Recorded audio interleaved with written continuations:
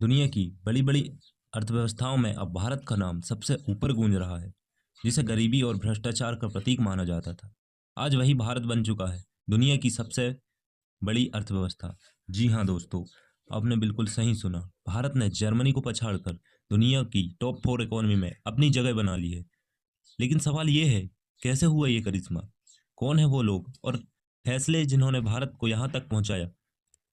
और सबसे अहम आगे क्या है? आज इस वीडियो में हम बात करेंगे भारत के उस ऐतिहासिक सफर की जो इसे टॉप 4 इकोनॉमी बनाने तक लेकर आया।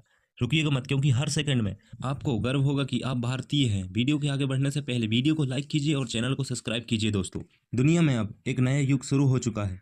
एक ऐसा युग जिसमें भारत की आवाज़ सिर्फ सुनी नहीं जाती बल्कि गूंजती है। जहां पहले हमें विकासशील देश कहकर टाल दिया जाता था, आज वही भारत की चौथी सबसे बड़ी अर्थव्यवस्था बन चुका है। ये कोई छोटी बात नहीं है दोस्तों।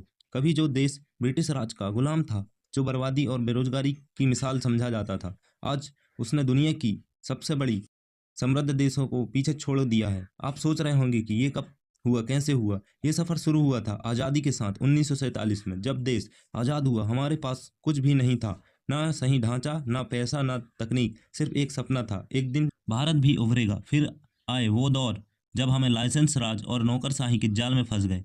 देश आगे बढ़ना चाहता था, पर नीतियां रफ्तार रोक रखी थी। हालात बढ़ने 1991 में देश एक बड़े आर्थिक संकट से जूझ रहा था। तब भारत सरकार ने वो ऐतिहासिक फैसला लिया जिसने भारत की किस्मत बदल दी।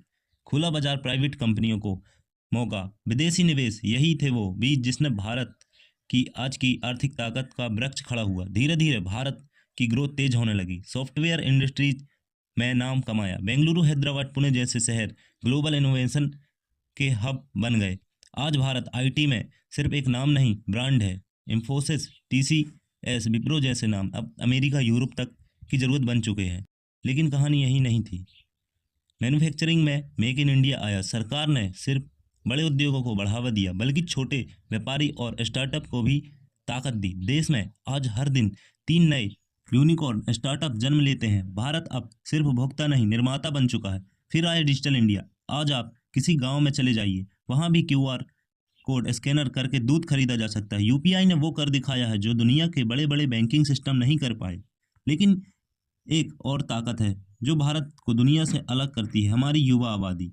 हमारे देश में 65% से ज़्यादा लोग 35 साल के कम उम्र के हैं। यही युवा देश की नई कहानी लिख सकते हैं। कोडिंग से लेकर खेती तक, इनोवेशन से लेकर इंजीनियरिंग तक। भारत में अब सिर्फ सरकारी नौकरी का सपना नहीं पालता, अब यहाँ दुनिया बदलने के सपना पालते हैं। और अब देखिए नतीजा। 2024 के अंत में आईएमएफ और वर्ल्ड बैंक ने पुष्टि की, भारत ने जर्मनी को पीछे छोड़ दिया है। अब भारत दुनिया की चौथी सबसे बड़ी इकोनॉमी है। जीडीपी के मामले में सिर्फ अमेरिका, चीन और जापान हमारे आगे हैं। और रफ्तार ऐसी कि जल्द ही हम तीसरे नंबर पर होंगे। हमने वो कर दिखाया है जो कभी सिर्फ सपना था। लेकिन दोस्तों, इस सफलता के साथ हमें अपनी चुनौतियों को नहीं भूलना चाहिए। आज भी देश में करोड़ों लोग गरीबी रेखा के नीचे हैं। शिक्षा और स्वास्थ्य की स्थिति सुधारने की जरूरत है। गांव और शहर के बीच का फासला अभी बाकी है। हमें सिर्फ अमीर देश नहीं, समावेशी देश बनना है, जहां हर नागरिक को समान अवसर मिले। जहां महिला हो या पुरुष, गांव हो या शहर, हर किसी को आगे बढ़ने का हक मिले। भारत ने चौथी सबसे बड़ी अर्थव्यवस्था बनकर दुनिया को चौंका दिया है। अब वक्त है सुपर पावर बनने का। अब वक्त है कि भारत सिर्फ आर्थिक नहीं, नैतिक और सांस्कृतिक नेतृत्व भी करे। दुनिया को दिखाए कि विकास पूंजी से नहीं होता, विकास होता है जब सबको साथ लेकर चला जाए। 2030 तक भारत $5 ट्रिलियन की अर्थव्यवस्था बनने की तरफ बढ़ रहा है। अगर यही रफ्तार रही तो भारत तीसरी सबसे बड़ी अर्थव्यवस्था बन जाएगा और शायद एक दिन अमेरिका और चीन को भी पीछे छोड़ दे। लेकिन उसके लिए हमें एकजुट रहना होगा, हमें मेहनत करनी होगी, तकनीक को अपनाना होगा और सबको साथ लेकर चलना होगा।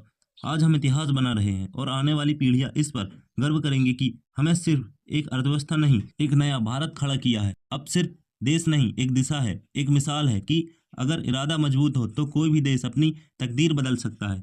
तो चलिए दोस्तों, इस नए भारत का हिस्सा बनिए, गर्व से कहिए मैं भारतीय हूँ। दोस्तों, वीडियो को लाइक कीजिए, देशभक्तों के साथ शेयर कीजिए और ऐसे ही वीडियो के लिए चैनल को सब्सक्राइब कीजिए। जय हिंद दोस्तों।